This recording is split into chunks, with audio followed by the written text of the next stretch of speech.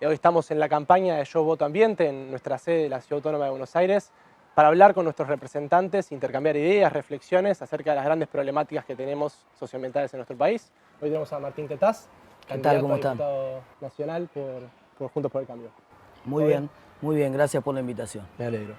Bueno, Martín, la primera pregunta que te quería hacer es, teniendo en cuenta la histórica movilización que sucedió a través del 24 de septiembre del movimiento socioambiental, donde recurrieron partidos políticos, organizaciones, gente autoconvocada, nos estructuramos bajo una misma bandera, que era justicia ambiental es justicia social, y en ese marco nos gustaría preguntarte a vos, ¿cómo entendés la relación entre ambiente y sociedad? La entiendo desde un punto de vista de sustentabilidad, digamos, y de respeto por la intergeneracionalidad.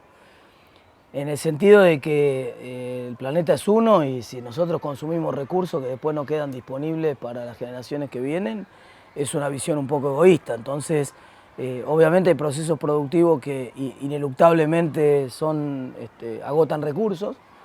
Por ejemplo, los de energías fósiles en un día se van a terminar y por eso es importante reemplazarlos por otros que sean sustentables en el tiempo.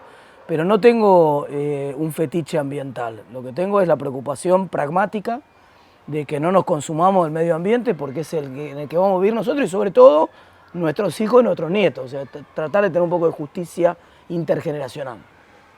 Todos los organismos internacionales, tanto científicos como económicos, pienso en el foro de Davos, entienden a la crisis climática como el problema más grande que tenemos como humanidad para el siglo XXI. Ahora bien, tenemos políticos y políticas que se formaron en el siglo pasado con ideas y estructuraron una manera de ver el mundo muy distinta a cómo la vemos hoy por ahí los jóvenes. Y bueno, eso cambia, ¿no? la manera de pensar. Nos interesa saber cómo te cambió a vos personalmente tu manera de entender el mundo y también tu manera de accionar políticamente. Mira, me dejo convencer muy rápido por la evidencia científica. O sea, tengo una formación científica grande en la universidad, me dediqué a la investigación mucho tiempo y entonces tengo una tendencia a dejarme convencer por los datos. Cuando los datos me muestran algo, a veces es tan bueno porque a veces uno puede tener un prejuicio sobre algún proceso que uno cree que contamina y no contamina o viceversa, ¿no? Entonces está bueno siempre, a mí cuando me dicen, mira, determinada situación, y miro los datos y digo, bueno, sí, amerita evidentemente tomar cartas en el asunto. Me sorprende el terraplanismo, pero viste, es insólito, o sea, todavía hay gente discutiendo y se arman grupos de debate y hay congresos internacionales de terraplanismo.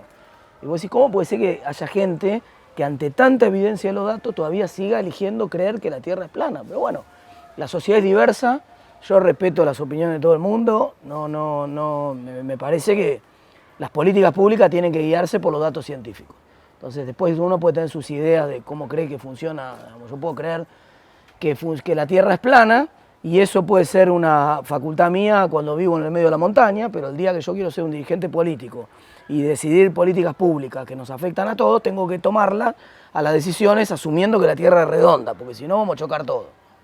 Perfecto. Y en tu manera de entender la economía también, ¿no? Esta parte de la crisis climática y del cambio climático, ¿cómo fue que cambió tu manera? Porque siempre nos pasa cuando hablamos con gente que estudia economía y eso, que se entiende al mundo o los recursos o la economía como, bueno, consumo, puedo aumentar siempre el PBI. No, por supuesto, la economía, la base de la economía es el problema de la escasez. Es decir, vos siempre que tomás una decisión en economía, tenés un costo de oportunidad de los recursos. Quiere decir que esos recursos que usaste para esa decisión los podrías haber usado para otra.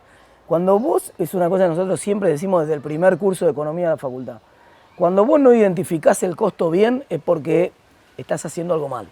Y cuando vos estás tomando las decisiones libres, que no tienen ningún costo, son raras en el mundo. En general, todas las decisiones implican sacrificar algo. Y es muy importante identificar lo que vos sacrificás.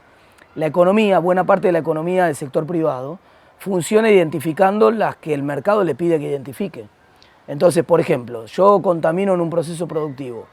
Si nadie me pide que me haga cargo de la contaminación, mi interés como empresario es tratar de ganar la mayor cantidad de plata posible. Entonces no pongo una planta de tratamiento, por ejemplo, y vuelco los afluentes al riachuelo o algún río o algún cauce de agua.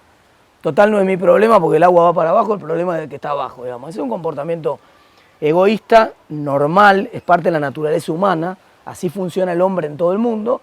Para eso necesitamos instituciones que hagan que, mirá, si vos contaminás, metelo a tu contaminación dentro del precio de contaminar.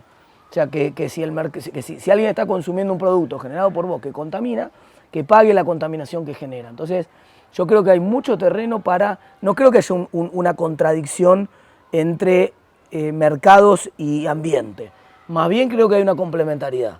Creo que el error está en ese análisis que quiere presentarlo como dicotómicos, es en pensar que se pueden tomar decisiones sin incluir cada uno hacerse cargo de los costos. Si yo tengo herramientas para que vos como empresario o como consumidor te hagas cargo de lo que vos generás, aunque vos no lo tengas que pagar directamente, aunque caiga en el agua que le toca al que sigue, pero eso lo incluyo dentro de tus costos, el mundo sería muy diferente. Claro, eso después lo vamos a tocar un poquito, que es un poco la responsabilidad extendida del productor. Es decir, Exactamente. Externalizar los costos. Tenemos una pregunta especial de Sistema B, que es una organización que articula a emprendedores sostenibles, en realidad de triple impacto. Nos armaron una pregunta especial para todas las candidatas. Y dice así: las crisis sociales y ambientales que estamos viviendo alcanzaron tal magnitud que a las acciones del Estado y las organizaciones sociales tenemos que sumarle la participación del sector privado para traccionar el cambio a gran escala.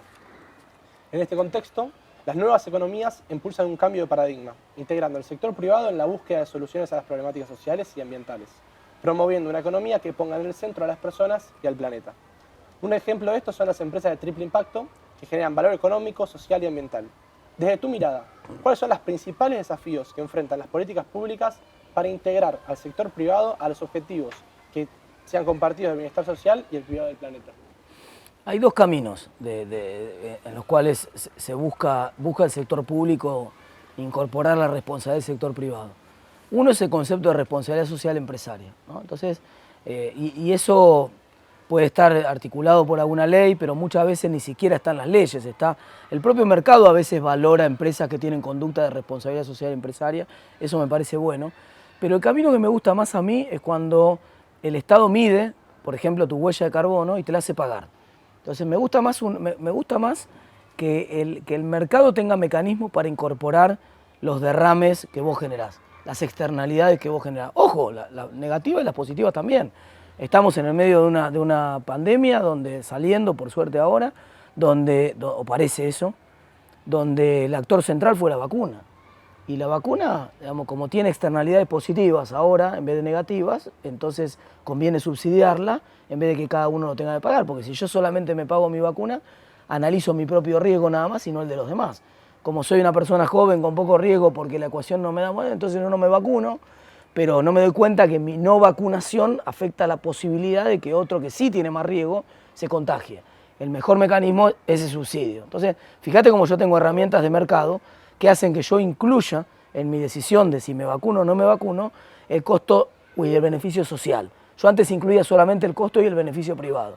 Pero me parece que el mecanismo correcto es el mecanismo en el cual se incluyen en las decisiones los costos, todos los costos y los beneficios sociales, y en segundo lugar, que empiecen a haber instrumentos para que esos costos y beneficios se puedan transar en el mercado. Te pongo un ejemplo. Por ahí para una empresa es relativamente más fácil reducir su nivel de contaminación y entonces potencialmente puede vender su absorción de huella a otra empresa que le resulta un poco más difícil. Y puede haber un mercado de bonos de carbono. Y ese mercado de bonos de carbono puede permitir conseguir las metas del Acuerdo de París de mucha mejor manera que si simplemente es una declaración de compromiso político que después es más difícil de lograr. Entonces a mí me parece, está bien, la responsabilidad social empresaria la entiendo, me parece bien, pero a mí me gusta más cuando el consumidor cuando paga, en el precio que paga, está pagando también lo que contamina, digamos, cuando todos somos completamente responsables de nuestros actos. Ese es el mundo que suele funcionar mejor. Y eso en el Estado-Nación por ahí es más fácil, ¿no? Porque el Estado le cobra a una empresa. Pero ¿qué pasa en la economía mundial? Porque si hay un país que está contaminando muchísimo más que el otro, ahí no hay un Estado que vaya por encima, y encima los países más contaminados son los que más dinero tienen, más poderosos son y más instituciones tienen. Sí, hoy el que está creciendo más en contaminación es China. Claro. ¿Cómo hacer para controlar a un China que...? Es una excelente pregunta. Para eso están los espacios de acuerdos internacionales. Entonces vos tenés otras herramientas, por ejemplo, a la hora de hacer comercio internacional vos podés exigir ciertas prácticas medioambientales porque las podés considerar a las prácticas que no cuidan el medio ambiente como competencia desleal. Entonces vos tenés una herramienta. Lo que pasa es que eso es muy riesgoso, ¿no? Porque ¿qué ha hecho Estados Unidos con China? ¿Qué ha hecho? Estados Unidos también contaminó y contaminó un montón. Entonces lo que hace con China es decirle, no te compro porque vos no cuidás el medio ambiente. Es verso. En realidad no le compran porque los chinos producen más barato. No producen más barato porque contaminan. Probablemente también, quiero decir, pero no es ese el factor principal. El factor principal es que en la relación entre los salarios que pagan los chinos y la productividad son más eficientes que los norteamericanos. Entonces, en vez de bancársela, los norteamericanos y ver cómo hacen ellos para ser más eficientes, te bloquean el comercio con el argumento medioambiental. Entonces, a veces termina siendo manipulado el argumento, pero ciertamente, si vos lo pensás teóricamente al menos, ciertamente debería ser razonable que si yo comercio de igual a igual con vos, bueno, yo estoy comerciando con determinadas reglas. Yo no tengo trabajo infantil, yo no tengo contaminación del planeta, yo no tengo determinados anabólicos, porque si no, es como cuando en una competencia de atletismo uno de los corredores se anaboliza. Eso no es competencia, eso es desleal. Entonces la norma es compitamos de igual a igual, ¿no? Y ahí entra la cuestión, ahí entra el margen para regular algo de manera indirecta en la competencia ambiental con otros. Muy difícil, porque cuando vas a la góndola y es más barato, no te dice si tiene explotación infantil y eso. Pero por eso digo, ahí vos podés tener una regla, que es, yo voy a pedir certificaciones, por ejemplo, de que determinados países están libres de trabajo infantil. Entonces, cuando yo me compro este vasito, no tengo ni idea quién lo fabricó, a ver qué dice. No me llamaría atención para nada que fuera chino. No, este Cuaro Vasos. ¿Este es acá? ¿Lo hacen acá este? Lo hacen acá, por bueno, suerte, sí. buenísimo. Muy bueno, lo recomendamos. Espectacular, espectacular. Pero alguno mira el plástico y dice, che, esto no está bueno porque va a contaminar, qué sé yo. Por ahí, entonces, eso se puede medir.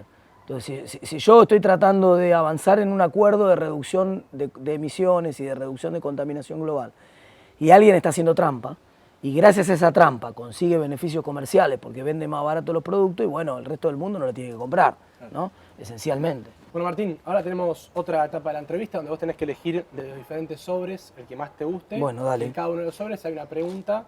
Algunas pueden ser un poquito más fáciles, otras más incómodas para responder, bueno, pero acá lo vas a elegir vos un poco. ¿Me puedo amparar en la quinta enmienda en cualquier caso o no? De estos colores me gusta este. El amarillo. No, mejor este. El rosa. Sí, mejor el rosa. Me tocó ley de envases. ¿Te la lea yo o la lees vos? Dale. No, déjame la leer. Dale. Se calcula que en Argentina consumimos 42 kilos de plástico per cápita. Estamos entre los países con más generación de residuos de América Latina y entre los 25 países que más desechos plásticos producen. En este sentido, la ley de envases, que es una deuda del Congreso, incluye el concepto de responsabilidad extendida del productor. Es decir, que las empresas y grandes productores se hagan cargo de los residuos e impactos socioambientales que generan a través de los productos que ponen en el mercado. ¿Coincidís con esto? ¿Cuál es el rol que tienen que tener las empresas e industrias en la transición hacia un modelo de desarrollo más sostenible? Sí, pero primero hay que ver la ley, ¿no? Hay que ver la ley porque muchas veces hay leyes que desde el punto de vista teórico están buenas y después en la práctica terminan teniendo problemas. Por ejemplo, la ley de humedales, que seguramente era uno de los sobres que me iba a tocar. Que está buena como concepto, pero después es clave cómo definir lo que es un humedal, y en esa definición, si la haces muy estricta o muy amplia, entonces la ley termina sirviendo o no sirviendo para nada. El principio general de que si alguien contamina se tiene que hacer cargo de la contaminación tiene que estar. Entonces, por ejemplo, ¿qué herramientas de mercado podemos tener? Bueno, el envase reciclable tiene un beneficio fiscal que no tiene el envase que no es reciclable, por mencionar de alguna manera. Entonces, eso genera un incentivo para que a la góndola ya llegue con distinto precio. Entonces, y la propia empresa tenga el incentivo de contaminar menos. Fíjate, por ejemplo, yendo a otro tema que no tiene nada que ver, pero que fue muy polémico en la campaña también, la ley de etiquetado frontal, ¿no? Esa ley funcionó bien en Chile. Entonces, y acá le hicieron, como siempre, la experiencia argenta siempre es una versión autóctona nuestra, y le hicieron mal, con muchos problemas. ¿Cuáles son los puntos que identifica de la ley de etiquetado? Y tiene muchos problemas en cuál es la fórmula que se usa para etiquetado. Entonces, por ejemplo, en Chile tiene que ver con la cantidad absoluta de calorías que vos tenés cada 100 gramos, azúcares cada 100 gramos, etcétera, etcétera. Y acá se toma en relación a las calorías. Entonces algo muy poco calórico, que tiene poco azúcar, va con etiqueta. a pesar de que tiene poca azúcar en realidad. Por ejemplo, podría ser un yogur poco calórico, que tiene poca azúcar, pero tiene muy poquita azúcar, va con etiqueta y es mucho más sano consumir ese yogur que un alfajor. ¿Pero qué generó en Chile por la positiva esa ley? Generó un estímulo para que las empresas, para esquivar el etiquetado, cambiaran la fórmula de muchos productos. Entonces eso hizo que sin necesidad de apelar a la elección del consumidor, la propia empresa dijera, si puedo hacer la gaseosa con menos azúcar, ¿por qué no la hago con? Y ganamos todos, digamos, ¿no? Entonces eso está bueno y en la misma línea que lo planteo acá para este punto, ¿no? Lo segundo que generó, que también es el otro tema que tiene que entrar acá, es el problema del tamaño de la empresa. Yo a la pyme le tengo que dar más tiempo para adaptarse, porque una empresa grande tiene un laboratorio, prueba fórmula, y dice, no me dejan poner esta fórmula porque me cae el sello, y empieza a ensayar con otras fórmulas, a ver cómo son gustativamente, a ver si... La pyme no tiene ese laboratorio, entonces la pyme prueba y error, tiene que decir, bueno, a ver, pongámosle 10 gramos menos de azúcar y vamos al mercado. La prueba y error es el mercado, y no te lo compran y te fundís. Y se genera más concentración de empresas grandes y las pymes terminan destruyendo tejido productivo con una idea que era buena en el fondo, pero que en la práctica por la implementación genera más problemas que los que soluciona. Entonces, siempre y cuando el esquema de envases no genere un costo más, que no tenga estrictamente que ver con el costo medido de contaminación, está bien, vamos.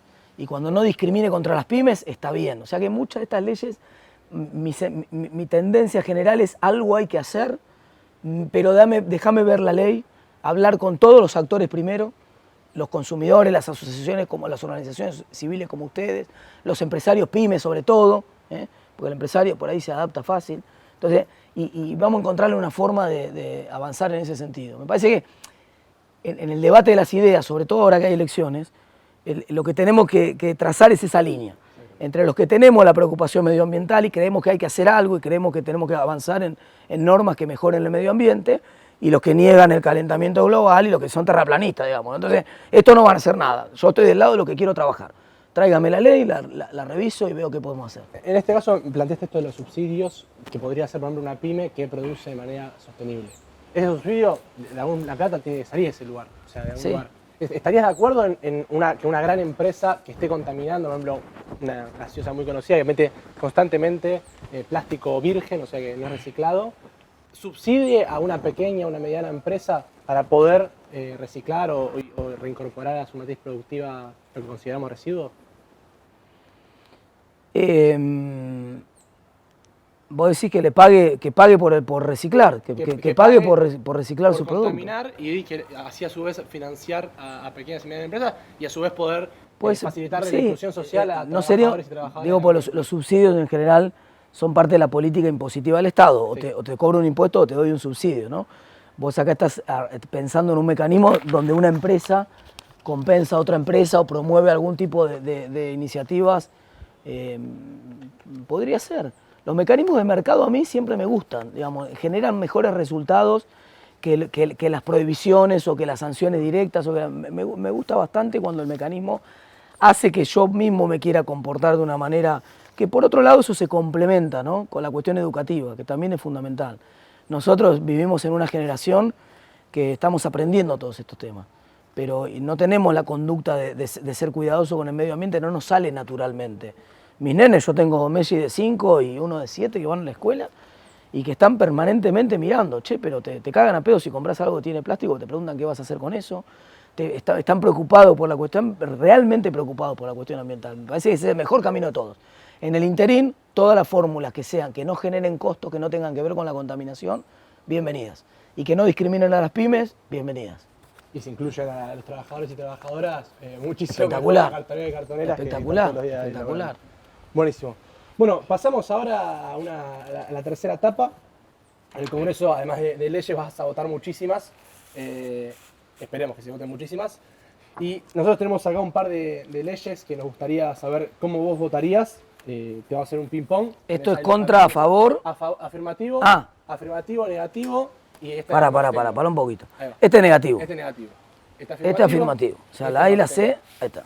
Me confunde la letra que están del otro lado. Me tomo el palo y... Coso. Ahí apuntando a la cámara. Sí, lo entiendo. Yo te voy a ir diciendo, a ver, podés, por supuesto, hacer alguna aclaración. Dale. Hace falta que sea inmediata la respuesta. ¿Ley de humedales? Y claro, ahí pasa lo que te lo había comentado más temprano. Me gustaría votarla, así como está, me abstendría de votarla. La que salió de la Comisión de Sí, Ambiente. sí, pero me gustaría votar una ley como una ley de bosques, una ley de humedales, digamos, leyes que preserven el medio ambiente me parecen bien, pero insisto, por ejemplo, me tocó hablar cuando surgió el tema de ley de humedales, que yo no estaba en tema, entonces empecé a hablar con todos los autores de todos los proyectos que me explicaron qué pasaba, y después hablé con los gobernadores. Y los gobernadores me decían, mira, así como salió el dictamen de comisión, por ejemplo, el gobernador de Corrientes, me dice, así como salió el dictamen de comisión, 95% de los emprendimientos productivos de Corrientes no van. Entonces, cosas ridículas, qué sé yo, alguien que está haciendo ganadería en una zona normal y que es una zona que en algún periodo de tiempo se satura de agua y que podría calificar de acuerdo a una calificación como humedal, bueno, eso digamos, no tiene sentido. Ahora, si vos me decís, vamos a transformar un humedal que genera un impacto ambiental positivo en un emprendimiento inmobiliario masivo que va a reducir la superficie de absorción del agua y que va a generar inundaciones a otros, y bueno, obviamente voy a estar a favor de limitar eso, ¿no?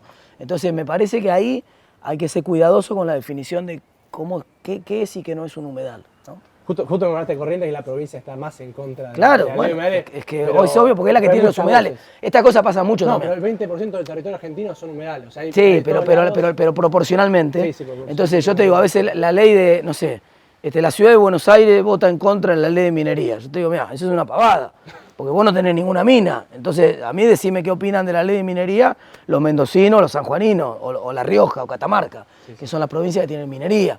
Decime qué opina de pesca, la provincia que tienen pesca, no me diga Tucumán, ¿qué me importa lo que opina Tucumán de pesca si Tucumán no tiene mares? Entonces, a veces pasa un poco eso, ¿no? Obviamente Corrientes en esta ley es la provincia más afectada, ¿no? Tiene una posición escéptica, pero el propio gobernador me plantea esto, me dice, mira, nosotros estaríamos a favor de una ley de humedales, pero revisemos qué es y qué no es un humedal, revisemos el criterio de humedal y en una de esas estamos todos a favor. Entonces, lo que veo en estas conversaciones es que hay mucha buena voluntad de los legisladores de tratar de hacer algo con los temas. Mirá lo que pasó con la ley de alquileres, por ejemplo.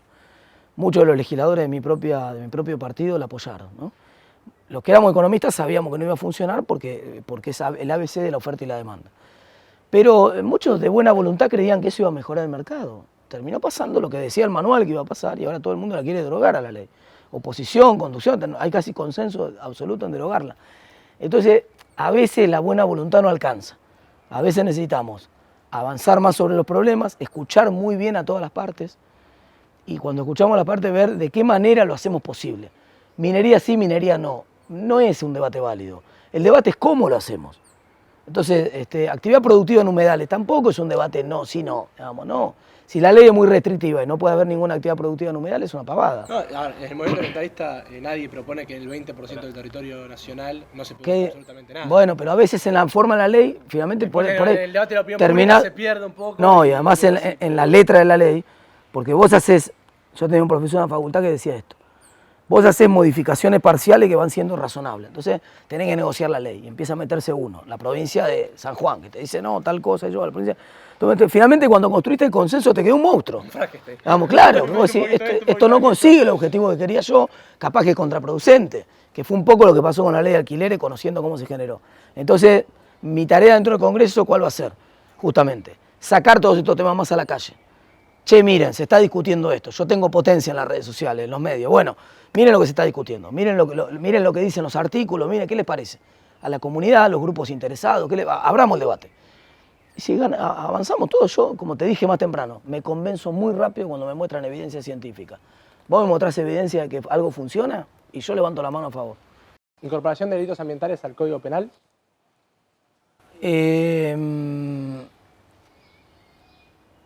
Qué difícil esa, porque yo tampoco soy jurista como para saber si corresponde o no corresponde. Mi inclinación natural es que no, es que es un problema económico y que tiene que resolverse económicamente. O sea, con sanciones económicas, con impuestos, con subsidios, que el que contamina tiene que pagar. Pero, sí. Delito penal... Si, por ejemplo, alguien prende fuego 30.000 hectáreas de un bosque nativo para después poder cultivar soja en una práctica 100% desleal, porque ahí antes en el mercado había determinada tierra, ahora él expande la frontera productiva, lo que se llama frontera productiva, a partir de destruir un bien común. ¿No tiene que ir preso? Digo, si yo entro a tu casa y te la prendo fuego, ¿no voy preso? Está bien, está bueno el punto que estás haciendo, está bien hecho el punto. Pero, insisto, después hay muchos problemas para probar. Por ejemplo, la ley de fuegos. Cambia el sistema de manejo. ¿No? Entonces, hay muchos incendios que son producidos intencionalmente, entonces yo puedo penalizar el prender fuego. Bueno, en ese caso probablemente sí estaría a favor. De un incendio producido artificialmente es un delito. En ese caso estaría a favor. Ahora, el problema es cómo probás que eso fue intencionalmente producido, sobre todo si ya está prohibido. Por ejemplo, supongamos que yo prohíba mañana además tampoco se hace el desmonte con incendios, digamos, en general no ocurre eso. Hay una práctica habitual de recuperación del suelo que es producir determinados incendios controlados. En el campo eso es habitual. Entonces, digamos, si son prácticas habituales y que hay acuerdos sobre esa práctica, no tiene mucho sentido. Ahora, si es un incendio, qué sé yo, si alguien prende fuego a un bosque intencionalmente, bueno, claro, obviamente. Pero insisto, ¿cómo dirimís ahí la intencionalidad? Porque un tipo se pone a hacer un asado en un bosque. No, pero más allá de esos casos... Prende fuego el bosque, eso es irresponsabilidad total. No va a ir pero, ¿qué hacemos? ¿Lo metemos preso al tipo? No sé. Al tipo que intencionalmente tiene un plano para construir, no sé, un barrio cerrado en un bosque en el medio de la Sierra de Córdoba, va, lo prende fuego y después va y compra ese terreno muy barato, pues ya no sirve para nada. ¿Y eso hoy no está penado por la ley? Eso no está penado. A pesar de que el terreno sea mío, o sea, tengo una propiedad... Puedes ir prender fuego 30.000 hectáreas y no va a estar penado, o sea, no vas a ir preso. Sí vas a tener una multa, que muchas veces después entra en la ecuación económica y es más rentable. Pero pará. Ese terreno estaba prohibido por regulaciones o sea, yo no podía desmalezar. Vamos a ser claro. Si yo cuando lo compré sabía que yo no iba a poder disponer productivamente de ese terreno y por eso lo compré más barato, porque me vendieron un terreno que tiene protección y por lo tanto yo lo puedo tener si lo quiero proteger, pero no lo puedo usar productivamente, entonces estoy 100% a favor de que lo penen si comete el delito de usarlo, porque él sabía cuando lo compró que no lo podía usar con ese fin productivo. Ahora, si yo compro un terreno con fines productivos, porque lo puedo usar, y entonces yo decido que la mejor manera de hacerlo productivo es prenderlo fuego, puede ser que no esté reglamentado y que sea una contravención y todo lo demás, pero tiene que ver con la decisión de cómo administro un bien que es mío, que no tenía una protección expresa. Así, si el Estado expresamente protegió, supone que prendo fuego un bosque protegido, sí, o un parque natural, un parque nacional que está protegido, y yo lo prendo fuego, y bueno, porque me convenía más que me diera la luz, porque yo tengo el campo al lado y me servía más prenderlo fuego, por lo que fuera, sí, claro, es un delito eso. Lo considero, entonces... En ese caso lo votaría afirmativo. Con esa salvedad que hicimos. Perfecto. Ves que no es tan fácil, o sea, vos te pones a... Con cada uno de los temas tiene mucha profundidad cada uno de los temas. Y muchos intereses puede atrás. Ley de fomento a la agroecología. Fomentar las prácticas. Todo lo que sea por el lado de fomento por la positiva, en general, si es para mejorar el medio ambiente, estoy a favor. Insisto, otra vez la misma aclaración de antes. Esa ley no la conozco, con lo cual no sé si en el medio no hay un disparate en esa ley. Pero mi tendencia en general son que las leyes que fomentan algo que es amigable con el medio ambiente y que no discriminan a un sector productivo o que no encarecen la producción de otro sector productivo, en general estoy a favor. Afirmativo sería entonces. En ese caso sí. Una ley de gestión menstrual sostenible. ¿Qué sería la gestión? Hoy hay 16 proyectos en el Congreso Nacional. 3 tienen implicancia que consideran lo sostenible, es decir, que el Estado le quite el IVA, por un lado, a la gestión menstrual y por otro lado, de productos de higiene menstrual que sean sostenibles, es decir, las toallitas... No, lo voy a votar negativo y te voy a explicar por qué. El IVA es un impuesto que funciona muy bien cuando es de carácter general y paga a todo el mundo lo mismo, consuma lo que consuma.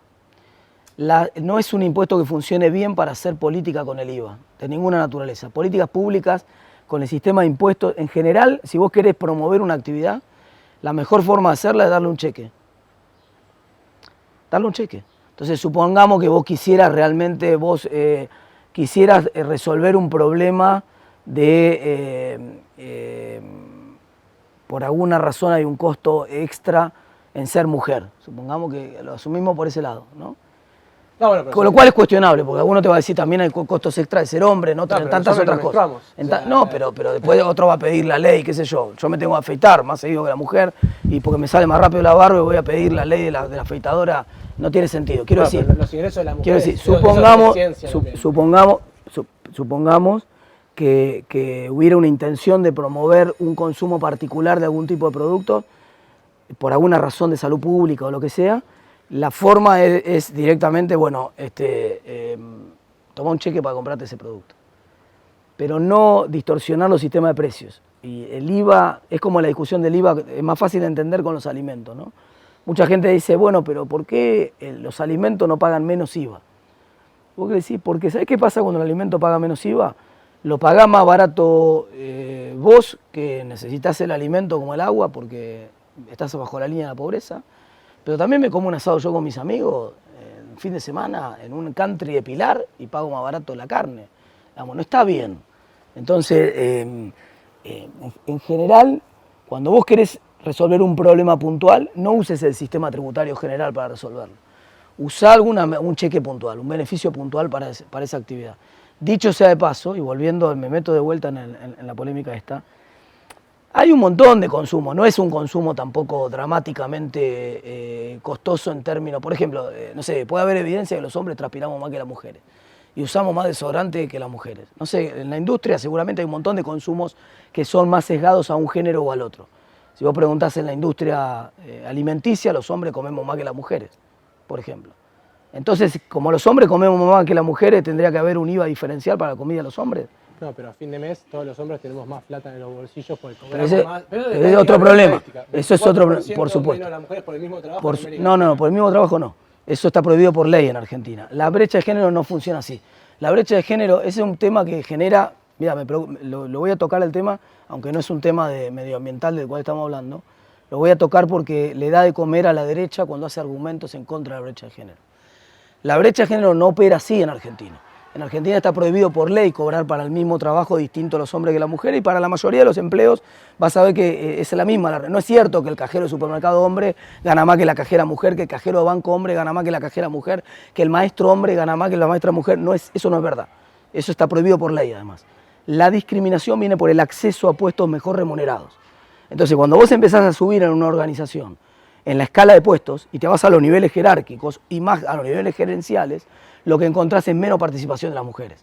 El mecanismo discrimina en el acceso a los puestos mejor remunerados. En el promedio te termina, pero no es cierto que la gerenta mujer gane menos que el gerente hombre. Lo que pasa es que hay 8 gerentes hombres y 2 gerentes mujer.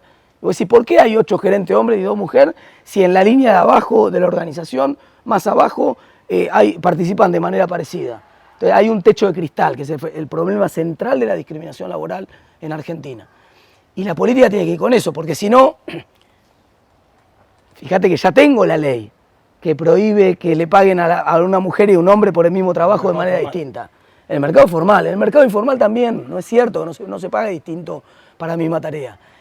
Insisto, yo ese tema lo estudió mucho Mariana Marchioni, yo lo seguí mucho, los trabajos del CEDLAS, tienen un centro de estudios sobre desarrollo en América Latina, de los más grandes, que funciona en la Universidad de La Plata, y Mariana hizo muchos estudios sobre brecha de género, y la evidencia científica te muestra que para Argentina, esencialmente la brecha es un problema de techo de cristal, es un problema de acceso a determinados niveles. Cuando vas subiendo, además, no es solamente el cargo gerencial, vas subiendo y sistemáticamente se te van cayendo mujeres. ¿Por qué cosas? Por ejemplo, no hay guardería desde los 90 días, no hay doble jornada para los chicos desde los 3 años, no hay licencias compartidas, entonces el mercado de trabajo empieza a discriminar a la mujer contra el hombre a la hora de contratar.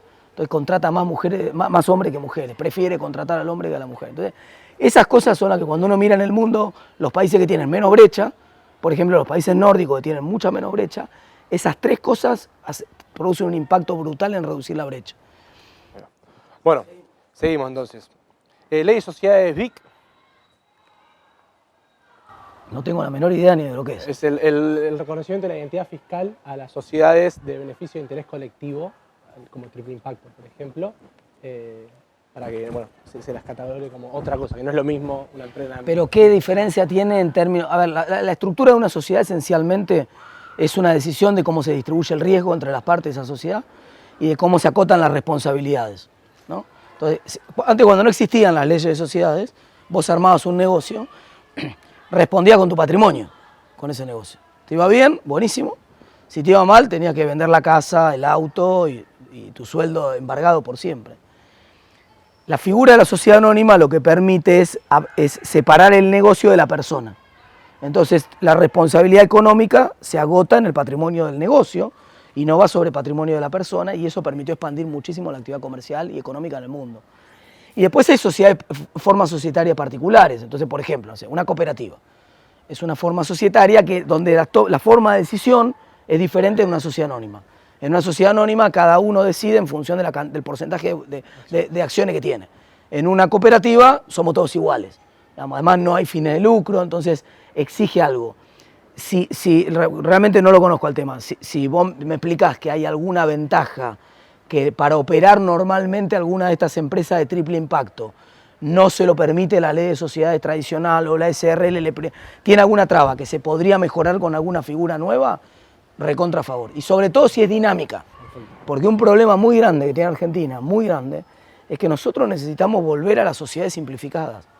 Yo necesito que crear una sociedad sea algo rápido. Es más, si pudiera ser que para esas empresas de triple impacto todavía fuera más rápido, mejor. Si hubiera algún trámite que vos me probás el triple impacto y yo puedo crearla más rápido todavía, con las dos manos a favor. Perfecto. Vamos, entonces, con el cartel ahí de afirmativo. Pero insisto, hay que ver, no creemos... Ni idea, pero quiero decir, no construyamos, a veces, porque muchas veces le pasa a los legisladores. En la voluntad de hacer, hay algo que se llama sesgo de acción. Che, tengo que hacer algo. Me eligieron para algo, yo tengo una agenda ambiental, tengo que hacer, capaz que el mejor legislador no es el que hace 20 leyes, capaz que el mejor legislador es el que consigue una que es importante y que es fundamental para el sector, o que traba algunas cosas que avanzan y que avanzan contra los intereses del sector, que son los de todos, porque estamos hablando del planeta. Entonces hay que verla bien, ¿no? Esto te lo digo porque levanto el afirmativo, con la salvedad que mañana me putea uno en la red, como dice, mira, pero la ley esa le va a otorgar un beneficio fiscal a los tipos respecto de otra empresa y va a generar competencia desleal y entramos en un quilombo en el cual... No, ya se entiende que en el juego casi de saber cómo se va a votar es más general y no funciona como archivo. Esto ya lo aclaramos también en las anteriores. Una ley de evaluación de impacto ambiental. Sí, eso no existe, no hay una obligatoriedad de impacto ambiental. Una ley no, en ciertos por mecanismos. supuesto. Muchas veces después no pasa. Así como yo creo que tendría que haber una oficina en el Congreso que haga, antes que cada legislador proponga una ley, la evaluación de impacto fiscal. Porque todo el mundo gratuitamente dice, hagan la ley esta, ¿quién lo garpa después? Por supuesto, yo siempre digo que lo que no se mide no se puede gestionar. Entonces, por supuesto que medir el impacto ambiental nos ahorraría además un montón de discusiones. Entonces, por ejemplo, la ley de qué actividades se pueden o no se pueden hacer en los humedales, que discutíamos más temprano, sería muy diferente si hubiera un impacto ambiental concreto de cada ley. Entonces, te muestra una actividad productiva, hace un impacto ambiental y prueba que en realidad no genera un problema, buenísimo. Vamos. Perfecto. Una ley de acceso a la tierra.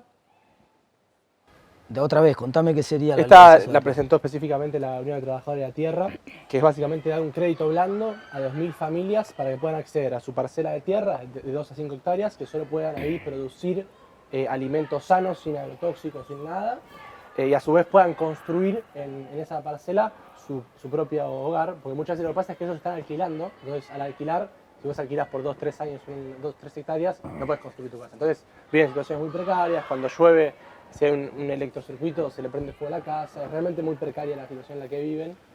Yo creo que tiene que haber una ley de acceso al crédito más general y accesible para todo el mundo, que con estabilidad monetaria y sin inflación todo el mundo podría masivamente acceder a un crédito y que determinadas tierras que son productivas y que pueden ser accesibles. Yo veo los cinturones, el cinturón hortícola de La Plata, por ejemplo, el desarrollo es brutal. Y yo veo que masivamente acceden a la tierra y acceden a producir en la tierra sectores socioeconómicos de nivel bajo, muchos son inmigrantes, que vienen con una mano atrás y la otra adelante y progresan bien en ese esquema. Me parece que es un esquema que funciona bastante bien. No estoy de acuerdo con beneficios puntuales digamos, sí estoy de acuerdo con el crédito más barato para todo el mundo, y que cada uno elija su función productiva y que la tierra termine estando en manos de los sectores que la hacen más productiva. Es un recurso escaso. Necesitamos sacarle el más jugo posible, la mayor cantidad de jugo posible, siempre teniendo en cuenta las cuestiones ambientales de las que estamos hablando, ¿no? Pero dado que cuida de alguna manera el medio ambiente, necesitamos que el acceso sea para que la trabaja de manera más productivamente posible. Porque si yo te digo, por ejemplo, te pongo un ejemplo, el ejemplo que salió en los diarios cuando Grabois hizo la toma aquella del campo, ¿te acordás que hizo el campo de Chevere, ¿no? Era un papelón. La gente estaba sembrando a la sombra de los eucaliptos. Esos pibes no tenían la menor idea de cómo se siembra. El proceso productivo querían hacer un pozo con una pala plana. Digamos, entonces, si vos vas a producir la tierra, ese mecanismo va a generar que la tierra vaya a mano, que no la saben trabajar, el resultado va a ser que estamos satisfaciendo un capricho individual de gente que dice yo quiero ser agricultor. Bueno, el mecanismo de mercado garantiza que si vos querés ser agricultor y no sos un buen agricultor, te dediques a otra cosa. Y que se dedique a la agricultura el que sabe producir eso. Yo veo que eso funciona bastante bien en el área de La Plata, de las afueras de La Plata que conozco yo.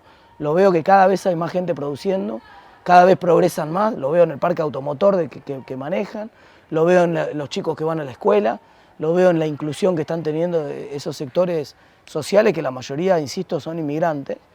Y me parece que es un ejemplo de cómo Argentina puede dar oportunidades a quien quiere venir a producir y trabajar. Así que sería en contra. La ley de bases con inclusión social, esta se la presentaron hace poquito, tuvo un acto en el Congreso. Bueno, dale, contame cómo es. Es básicamente, bueno, aplicar una tasa ambiental a las empresas que producen y no... ley de envase me dijiste, no te había escuchado. Sí. ¿Y qué se diferencia con la anterior? La anterior te pedía que trataras la misma de la responsabilidad recae en el productor que no incorpora para sí materia prima reciclada, reutilizada, y se logra financiar también a muchos cartoneros y cartoneras que hoy están trabajando en basureras de cielo abierto. Otra vez, prefiero las normas que van por el lado de los beneficios. Entonces, por ejemplo, vos tenés una alternativa con el envase, supongamos que, por decir dos cosas, supongamos que vos podías hacer esto de plástico o lo podías hacer de, qué sé yo, vidrio que era reciclable, era más fácil de reciclar. Esto supongo que también es reciclable, pero ponele que lo podías hacer de un material que era más fácil de reciclar. En general, lo que aprendemos nosotros en psicología cognitiva y la evidencia científica te muestra que tiene mucho más impacto el beneficio que el castigo. Entonces yo preferiría que promuevan los envases que son reciclables. Que los envases reciclables tengan menos impuestos o que tengan algún subsidio en el caso de que no tengan impuestos. O sea que cualquier cosa que aumente costos en Argentina, mi cartel es negativo en general. Ok. Ley de ordenamiento territorial. Pero no hay leyes ya de ordenamiento territorial. No, de ordenamiento territorial nacional no. Es que el territorio es provincial. Entonces, no. Pero bueno, puede haber mecanismos donde se incorpore a negativo. Bueno. No, tiene que ser de orden provincial. No imagino al Estado Nacional diciéndole a la provincia, mucho menos al municipio, lo que tiene que hacer. El artículo de la Constitución. Negociar deuda ecológica por deuda económica. Eso es no necesitas una ley, digamos. Eso es un mecanismo que podría funcionar muy bien si Argentina crea mercados de carbono. Argentina tiene un problema de subdesarrollo de mercado de capitales. No hay mercado de capitales en Argentina. Si Argentina pudiera desarrollar un mercado de capitales, uno de los instrumentos que a mí me gustaría ver, de cual charlamos más temprano, son los bonos de carbono, ¿no? Entonces, por ejemplo, o también los bonos donde se negocien las capturas de huella. Entonces, supone, la gente de Banco de Bosques hace un trabajo muy interesante recuperando ciertas zonas que son potencialmente deforestables, las compra, te mide la huella de carbono de tu empresa y te dice, mira, tu huella de carbono se puede limpiar o cubrir, digamos, con, estoy diciendo cualquier número, 50 hectáreas del bosque este, ¿no? Bueno, eso tiene un valor de mercado. Lo que no tenemos es el instrumento. Entonces el instrumento podría ser utilizable. Entonces Argentina podría masivamente proteger un montón de áreas, ampliando parques nacionales, por ejemplo, y al proteger esas áreas, ampliando parques nacionales, podría vender huella de carbono y podría usar eso para pagar su deuda. Entonces... Bueno, ¿está de acuerdo con que haya un financiamiento de los países desarrollados que se desarrollaron por producto de contaminar la atmósfera hacia los países subdesarrollados para proteger lo ambiental? Lo que pasa es que es medio ingenuo el planteo, digamos. Hay que crear un mecanismo para que a ellos les convenga hacerlo y hay que vender algo que tenga valor. Entonces, ¿yo qué tengo? ¿Qué tiene valor? Supone que yo estoy en Brasil. ¿Qué tiene valor? El Amazonas. Tiene valor global. ¿Cuánto vale el Amazonas? Entonces, económicamente. Una fortuna si yo lo pongo en valor con un activo financiero. Si yo creo un activo financiero que lo proteja, que lo mantenga protegido y la gente que cree en el medio ambiente puede comprarlo, tiene un valor sideral. Ahora, si yo no lo estructuro en torno de un activo financiero y solamente espero la buena voluntad de un presidente, mañana me cambia el presidente y me hacen un desastre. Entonces yo creo que hay, insisto en el punto que hacía al principio, creo que los mercados pueden ofrecer instrumentos para hacer política ambiental, que no hay una exclusión, o mercado o ambiente, sino que al revés, que cuando usamos de manera potente instrumentos como estos que te estoy contando, bonos de carbono o bonos de captura de carbono, me parece que eso tiene mucha potencia y eso puede, si es el propio Estado el que crea ese instrumento, es el propio Estado el que sus tierras fiscales las protege y crea bonos de carbono de captura de carbono sobre esas tierras, bueno, puede vender bosques protegidos del propio Estado y con eso pagar su deuda, me parece buenísimo. Bueno, ahora ya entramos ya en las últimas. Sí, pero no entiendo cómo una ley. No, la ley es negativo. Claro. Hay que hacer instrumentos financieros, no necesitan una ley para eso. Bueno, pero el presupuesto contempla el tema de la deuda. Pero no importa. Pasemos a la ley de hidrocarburos. Perdón, voy a hacer una aclaración. Si hubiera que cambiar la ley de administración financiera, porque el Estado tiene la posibilidad de cambiar una deuda por otra, y el mercado voluntariamente la quiere cambiar, y hubiera una restricción en la ley de administración financiera que no permite, yo estaría a favor. Ahí sí que estaría. Si hubiera que cambiar la ley para eso, sí, claro, estoy a favor. O sea, en todo lo que el mercado esté dispuesto a hacerlo y hoy lo trae una ley, hagámoslo. Pero usemos la fuerza del mercado en lo que lo podemos usar. Ley de hidrocarburos. Presentó hace poco el Poder Ejecutivo para financiar Vaca Muerta y darle... Tampoco la conozco en profundidad, decime en síntesis qué tiene. Darle más subsidios a Vaca Muerta para que se pueda explotar aún más todo lo que es hidrocarburo. No estoy de acuerdo en ningún subsidio a la producción de energía contaminante, de ninguna manera. Me parece un contrasentido, es negativo rotundo. No es un contrasentido que si nosotros queremos desarrollar energías renovables, subsidiemos la energía que no es renovable, ¿no? Chicos, si el Estado va a hacer un esfuerzo fiscal, que lo haga para renovables. Rotundamente en contra de... Además no necesita más rentabilidad, tiene un montón de rentabilidad, el precio del petróleo es competitivo hoy, que lo desarrollen los privados y ganan plata haciéndolo, y si no ganan plata que no lo desarrollen. No, rotundamente en contra. Bueno, hoy se dan el equivalente a 14 millones de asignaciones universales por hijo de subsidio a hidrocarburos, así que un disparate. Subsidiar la energía fósil es una locura, es una locura. La ley de agroindustria, industrial, la presentó también hace poco el Poder Ejecutivo. Vos sabés que el sector, yo hablé cuando fui a la Cámara de Cereales sobre esa ley y me pidieron que lo apoye a la ley. Y yo lo que le dije al sector es que yo, en principio, tengo una tendencia a apoyar todas las leyes que sirven para el sector productivo, pero ¿qué pasa con esto? Mirá lo que te hace el Estado. Tu producto que vale 200, vale $1, vale 200 pesos, te lo paga 70. Porque te paga $1 de 100 en realidad, que no es cierto, y te cobra 35% de impuesto arriba de eso, o sea, te lo paga 65, ponele. Y después, entonces hay una serie de programas para mejorar 1%, 2%, 3%, 5% la rentabilidad del productor, bajo ciertas condiciones. Y me dice, mira, mejor déjame el precio que me toca. Gracias, no me ayude más, no me ayude. O sea, mejor que el Estado no ayude. Dicho sea eso, otra vez... No, yo recién voy a entrar al Congreso ahora, muchas de las leyes que vos me estás contando son leyes que yo no conozco, conozco las que trascendieron en los medios y me puse a investigar, pero muchas otras no las conozco en profundidad. Sería irresponsable de mi parte decir a favor o en contra. Pero ¿Estás de acuerdo? mi tendencia general es que si el sector productivo está a favor y es una ley que mejora la producción en Argentina, y si además cuida el medio ambiente, mejor todavía. Bueno, ahí estamos en un problema. Ah, bueno, a ver, ves, ahí está. No, bueno, porque justamente fomentar a un modelo de agroexportador, es un modelo agroalimentario que no va apoyando o protegiendo el ambiente. Es un problema que tenemos como modelo de país, pero también como modelo. Yo te dije que me convenzo rápido con evidencia científica. Mostrame evidencia científica de cuál es el impacto negativo del desarrollo de, por ejemplo, el sector productivo del cual estamos hablando, en comparación con el desarrollo de la industria o en comparación con el desarrollo de otros sectores productivos de Brasil, de Colombia, de Chile, de distintos sectores productivos. Si es una industria altamente contaminante en relación a otras industrias, me sentaría a verlo, estaría dispuesto a verlo. Lo que nosotros no podemos hacer, es ver, ¿contamina? Si no.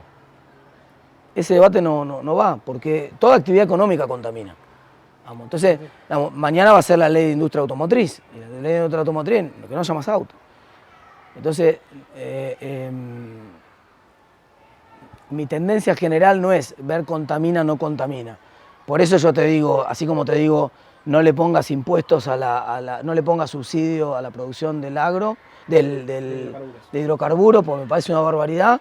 Tampoco me parece que haya que prohibir la producción de vaca muerta, ¿me entendés? Entonces, alguno con la misma lógica de razonamiento que me está llevando a la ley del agro, yo también podría concluir, che, entonces prohibamos o limitemos la actividad de vaca muerta, porque están produciendo los combustibles que el día que los queme cualquiera, nosotros o el lugar donde le vendamos esos combustibles, van a contaminar. Sí, estamos haciendo mucha actividad productiva contaminante. Entonces, qué sé yo, la nota esta que estamos grabando acá tiene una huella de carbono, porque estamos usando energía y esa energía se está produciendo en Argentina.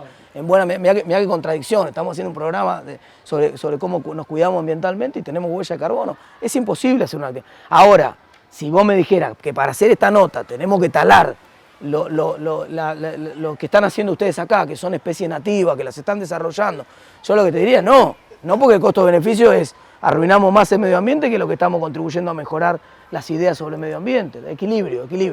Necesitamos equilibrio en Argentina, no irnos de mambo para un lado y tampoco para el otro. Bueno, así que en ese caso sería afirmativo de la ley, con la salvedad con todas las salvedades que hice. Okay. Bueno, eso de los informes y eso vamos a compartir. Sentémonos. No, me interesa. Mira, una cosa que te digo más allá del programa, yo... Mi gestión en el Congreso va a ser una gestión con la puerta abierta.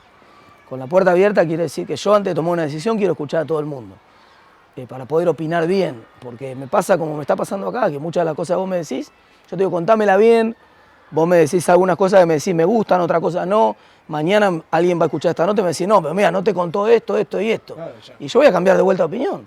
Decía Keynes que cuando cambiaba la información, él cambiaba de opinión. Vos no haces lo mismo, cuando cambia la información, cambias de opinión. Entonces, bienvenida a toda la información sobre el tema que puedas tener. Es muy claro cuando vemos imágenes satelitales por ahí, que vos ves que había un bosque nativo y que después aparece la soja. Entonces, cuando pasa eso, porque hay un boom de commodities y todos los factores económicos que ya sabemos, es muy evidente lo que pasa. Pero después hay un montón de también datos y todo lo que querramos circulando.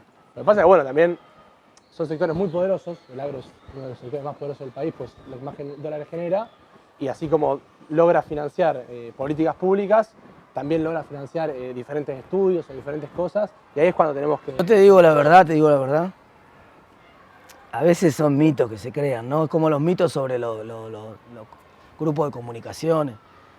Yo trabajé muchos años en el interior, doy charlas, en el interior es habitual, a la industria y al campo, a los distintos sectores productivos. Están muy mal organizados, no tienen eso que vos te imaginás, el agro organizado para financiar estudios. En la práctica, por eso el gobierno ataca al agro impositivamente. Por eso le sacude retención y le paga $1 de 65 y no pasa nada, no explota todo, porque están muy mal organizados como sector. A mi juicio, muy mal organizados. Pero bueno, seguimos avanzando. Pasamos ya a la última, la ley de movilidad sustentable. Otra vez, contame, ¿cómo es? También la presentó el ejecutivo de Boca en Toyota, es para fomentar los vehículos sostenibles, es decir, que no generen emisiones porque son a base de batería de litio. Como principio general me parece bien el fomento a los vehículos que no contaminan. Lo que tengo entendido es que la ley esa tiene metas que son incumplibles para la industria. Entonces vamos a entrar en un problema en unos años en el cual, como todo pasa en Argentina, o cambiamos la ley o modificamos la ley con más flexibilidad o vamos a tener, porque si no, finalmente van a terminar cerrando industrias sin reconversión en el medio. Que haya incentivos para que la industria reconvierta de producción de autos que contaminan a autos que no contaminan, a favor, totalmente. Perfecto, ahí está, ¿no? Y ya está. Por último, para terminar también si entras mañana al Congreso, ¿cuál sería uno de los proyectos que tenés en cabeza para presentar ambiental? Tiene que ver con esto de usar bonos, de crear bonos de carbono dentro del sistema del mercado de capitales argentino y crear la posibilidad de armar bonos de captura de carbono también y escalar el esquema de banco de bosques usando el mercado de capitales. De manera tal de que además todos los que crean y estén preocupados por la contaminación puedan poner la plata donde ponen la boca, como viste está ese dicho americano. Está buenísimo, porque si yo realmente creo que el planeta va camino a contaminarse más rápido de lo que pensás vos, voy a estar incentivado en comprar más bonos yo de lo que vas a estar vos, y entonces el precio de los bonos va a estar más alto, y el que tenga que contaminar va a tener que pagar un poco más, o el que tenga que cubrir la huella va a tener que pagar un poco más. Y eso va a darle el incentivo correcto para que contamine menos y para que tenga una huella más baja. Entonces me parece que todas las cosas que sirven para alinear incentivos privados con los incentivos ambientales son las que voy a tratar de promover. Buenísimo, Martín. Muchísimas gracias. Gracias.